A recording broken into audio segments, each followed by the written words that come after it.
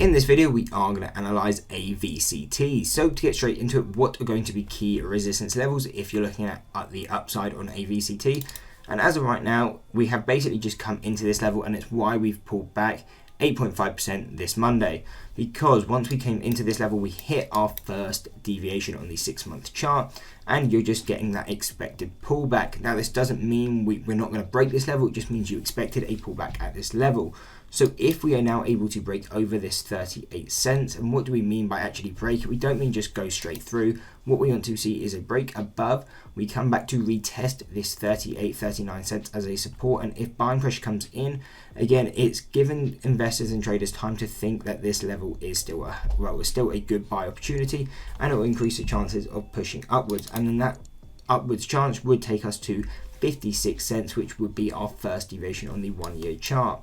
Now, if we break that and continue up, we're looking at 84 cents, $1.34, around that same thing, around $1.30, and this will be a key level. If we can push that high, yes, very far from where we are now, but if we do, this will be a heavy layer of resistance considering it's 2 levels in one. Now, if we break that, we're then looking at 175, $2.15, and a final level at $3.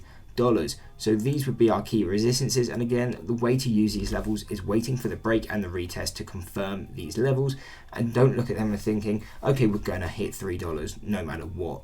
It's just using these levels as basically a break and then as a support line, and if the level holds, then you can expect to push to the next one. Now, on the other hand, if you are more bearish on the stock, what are going to be key supports? So really, we can't do this off statistical deviations, because we can see our statistical mean, our closest one is at -6 cents, and obviously we can't trade a stock into the negative. So what the key focus would be is going to be the 52-week low at 13 cents, and then really it's just going to have to be key psychological levels. So you're going to have some sort of support at 25 cents, and if we break lower, probably some at 20 cents.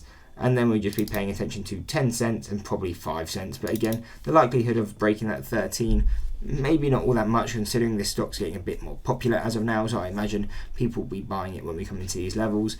But really, buying stocks, yes, you have a lot of upside, but there's at the same time probably a reason the stock is that low. So always take that into account if you're buying stocks, at 10 cents, 5 cents, or whatever you're looking at. Anyway, I hope you enjoyed the video. If you did, why not drop a like and subscribe, and check out one of these analysis videos.